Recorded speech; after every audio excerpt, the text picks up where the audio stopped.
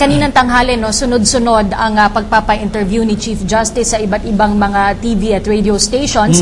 Kahapon po kasi may mga lumabas na dokumento patungkol dito sa Basa Guidote Enterprises. Mga kaibigan, kung if you may recall, no, ito po nga Basa Guidote Enterprises ay ang sinasabing pinagkunan nung milyong-milyong nahanap na pera dito sa peso accounts ni Chief Justice Corona. At meron nga pong isang kasama dito sa korporasyon na ito or merong relasyon sa korporasyon na ito na lumabas. At isa, si Ana Basa ba? Ana, apo ng isa sa mga relatives dito sa korporasyon na ito ay meron siyang ni-reveal. At isa sa kanyang ni-reveal ay ito nga pong nilalaman ng isang affidavit. Itong si Ana Basa ay first cousin ng asawa ni Chief Justice na si Cristina. At ito isang excerpt mula dito sa artikulo na lumabas sa Inquirer kahapon. Chief Justice Renato Corona reportedly threatened to blow away with a gun a hapless 83-year-old caretaker of a property of the Basa Guidote Enterprises Incorporated in Manila, a whistleblower has revealed in an explosive interview. Ito po kasing Ito pa, Kathy. Ana Basa, first cousin of the Corona's wife, Cristina, said that she had decided to risk her life and come out in the open to reveal the injustices which the Coronas had heaped on members of the Basa Guidote clan in selling their property in Bustillos, Manila, and in taking over BGEI. Gusto mong pasabugin ko ang mukha mo, shouted an angry Corona to the caretaker Pedro Aguilon or Mang Indo in an incident in 1997 which Ana recounted. Ito pa yung karugtungan. In a sworn affidavit he executed after the incident, Aguilon said the Coronas also destroyed a small house he built on the BGEI property which the Coronas later sold to the City of Manila for over 30 million in a transaction hidden from the BGEI owners. For his loyal service of over 50 years to the Basa Guidote clan, Aguilon was nearly repaid by Corona with a corona ng patay or a funeral wreath. Aguilon narrated in his affidavit that Corona got mad at him for not padlocking the Bustillos property, while Ana recounted that the caretaker also earned Corona's ire when he allowed the Basas to enter the property to investigate tenant complaints against Cristina. Ana revealed that the Coronas also sent goons to scare away his father, Jose Maria Basa III, and mother Raymunda, with the latter at age 83, at present still unable to come home because of the libel case filed by the Coronas against her. She said that Corona also used his positions in government to intimidate judges of the cases involving them and BGEI. She said that during hearings, Corona would walk into the court with his bodyguards in tow and at some instances even barged into the chambers of the presiding judges. Ana said that while she wondered whether the judges were intimidated by Corona, she said it's a fact that they lost all their cases against the Coronas. Ana also recounted how officials of the Securities and Exchange Commission or SEC had warned them how powerful the Coronas were as their opponents in the cases concerning BGEI. Talagang itinago sa amin ng mag-asawang Corona ang lahat ng transaksyon ng BGEI. Yan po ang sabi ni Ana. Hindi namin alam yung cash advance na ang perang winidraw noong December 12, 2011 sa tatlong magkakaibang accounts ni Renato Corona ay lumabas na pag-aari ng BGEI, she added.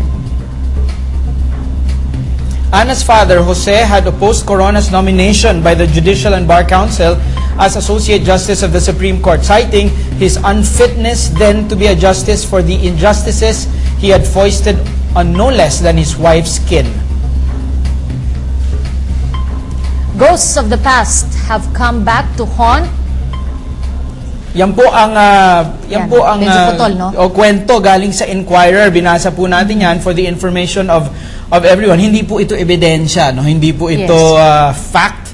Hindi po namin we're not testifying as to the authenticity of the events here, but pinapaliwanag po natin ito because these are breaking news. These are in the headlines para po for the information of everyone. Kaya po mahalaga rin na ihayag ito dahil po paulit-ulit na nabanggit dito sa paglilitis ni Chief Justice Corona itong BGEI. And the defense counsels have later come out in the press briefing saying na ito pong ilan sa mga perang nadiskubre sa kanyang bank accounts nga ay galing dun sa pinagbilhan nitong lupa ng Basa Guidote Enterprises. Ito pong lupa na ito yung sinasabi sa artikulo na ikinagalit ng Chief Justice na hindi na padlock. Although alam po natin na ang pinanggalingan nito ay isang affidavit, sworn statement ni Mr. Aguilon. Gusto kong itanong kay Dean Amado, Cathy, dahil these are news reports. Although this is a sworn affidavit, Dean, simple question, may kinalaman pa rin po ba ito sa trial o makakaapekto po ba ito sa trial? Alam mo, masyadong critical yan eh. Sapagat kung sasabihin niya ngayon na yung 34 million, halimbawa, doon sa kanyang mga deposits ay galing dyan, na hindi niya iniremit doon sa talagang nagmamayari. Hindi ba ilgatin yan? Kasi merong pagka-estafa yan eh. So if you refuse to surrender that amount for many years, at parang doon sa pagdideposito mo in your own name, parang sa'yo na yon, it means na hindi rin lawful yung acquisition yan. Although sinasabi niya ngayon, to explain it, na hindi sa kanya yan. Pangalawa, yung revelation na yon, na kung ma-prove yun, hindi, yung image ni Chief Justice noon na before the impeachment na nakaganon pa siya, umiiyak, parang nagpapakita that he is a victim of circumstances here. Pero kung meron kang tinutukan at tinakot na caretaker, ibang-iba do sa image na naipakita ngayon. So this will be pictures in the mind of the senator judges. May gustong idagdag lang si Attorney Jen, Attorney JJ? Opo, tama po si Dean Amado Valdez. Sabi nga ni Dean Valdez, this is going to be critical. Why is it critical? Unang-una yung lumabas na news report kahapon, wala itong kinalaman sa impeachment trial. If at all, mababrand natin ito bilang family squabble between the Basa Guidotes and the wife of Chief Justice Corona. Siguro it will only play an important part kung yung sinasabi nga ni Dean Valdez na paano mo i-explain yung 34 million nga. Kapag pinilit pa rin nila na ito ay pera ng Basa Guidote, ang mangyayari dito ay medyo exciting yung mangyayari na senaryo sa aming tingin. Mag-iiba ngayon yung proceedings. Imbes na nakarest na yung prosecution, maaari nilang ipresenta bilang rebuttal witness itong si Ana Basa. Na sinasabing ang isa sa mga heirs pa rin ng Basa Guidote clan. So, bantayan natin kung anong mga mangyayari sa susunod na araw. Dahil tama nga si Dean Valdez, napaka-critical nito mga araw na ito. So, pwede pa pala, Attorney Jen, I'd just like to clarify, pwede pang magpresenta ng witnesses itong prosecution? Only for rebuttal purposes. Kung gagamitin pa rin ang Basa Guidote. Isang aspeto lamang ito ng mga remedies ng, let's say, ng defense, na tungkol nga doon sa 34 million. Kapag ito'y ginawa nila, ang prosecution ay pwedeng maghain ng isang rebuttal evidence. Gusto ko itanong kay Dean Kat, dahil mukhang late nga din. Nung lumabas itong usaping ito, bakit hindi po ito inilabas during that time? Bakit hindi po ito hinanap si Ana that time? Sa tingin niyo po ba, meron problema yung timing? Or pwede pa pong remedyohan ng court niyan if they're really interested to know the whole Basa Guidote story? Alam niyo, itong case na ito, it's not really a specific criminal case eh. Ito ay ang hinahanap natin dito, yung moral fitness ng isang Chief Justice. Ito talaga, ito ang issue dyan. Is he morally fit to decide cases? Can he make moral choices sa mga decisions na ginagawa niya? Hindi lang legal choice, kundi moral choice. Are we protecting the public if he is removed? Yun ho ang tinitignan dyan. It's protection of the public. Kung ini-impeach mo isang public official, hindi yung ang purpose mo doon, parusahan siya eh. Ang purpose mo dyan ay pinuprotektahan ng bawat isa sa atin. From a justice who will be making decisions sa mga cases on day-to-day problem ng taong bayan. Meron naman po tayong katanungan mula sa audience. Si Ina mula sa UP Diliman ay magtatanong po. Para ho ito ito kay Mr. Philip Lustre. Pasensya. Para po ito sa inyo, Mr. Philip Lustre. Meron po kayong controversial article tungkol sa Iglesia ni Cristo. Pwede po bang pakipaliwanag po nito? Sinulat ko to, no, lumabas nung Sabado sa pahayagang Manila Standard Today. Alam mo, itong sinulat kong to, lumika ng kontrobersya dahil sinabi ko na ang Iglesia ni Cristo ay palaging nasa maling panig ng kasaysayan, wrong side of history. May mga ilang paninindigan na ginawa ang Iglesia ni Cristo na katakataka. Tulad ng pagsuporta nung panahon ni Marcos, sinuporta ng diktadurya ni Marcos. Sayan, sinuportahan si Mercy Gutierrez. Alam naman natin ang record ni Mercy Gutierrez. Sinusuportahan din si Corona. Alam din natin yan.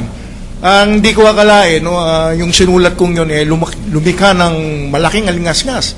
Ang daming nagbula ng bibig sa galit. Nakaramihan dito, mga miyembro ng Iglesia ni Cristo. No? Kontrobersya nga Pero sabi ko, doon sa article na yon, lahat ng sinabi ko, kada salita, kada kataga na binitawan ko ron, pinaninindigan ko.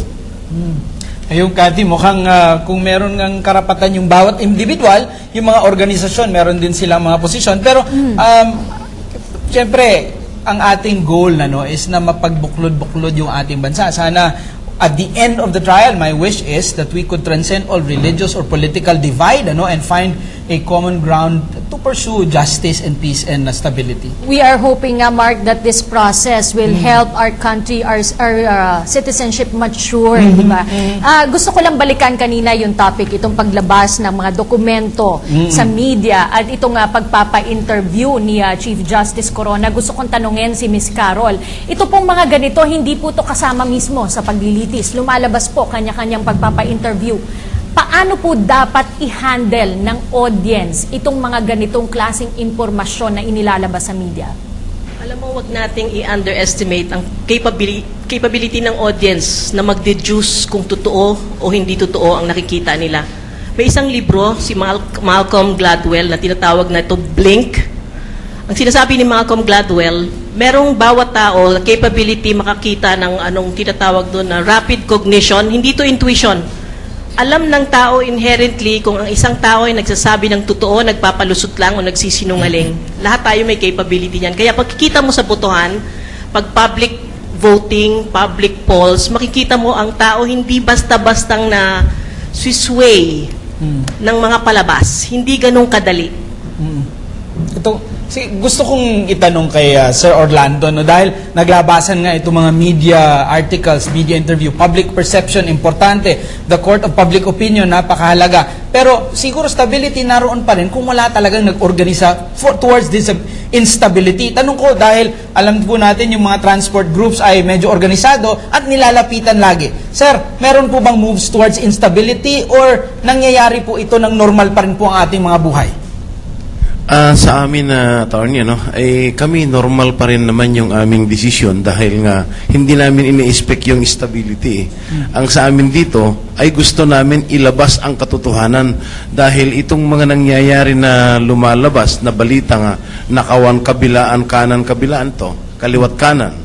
Kami talagang gusto namin matigil yan dahil unang-una sa hanin ng transport ay talagang ginawa ng palabigasan. Kaya ito ay kami sumasali na sa mga ganitong forum dahil nga unang-una sa pagnanakaw kami yung unang nasasaktan sa kalsada. Dahil sa pagnanakaw.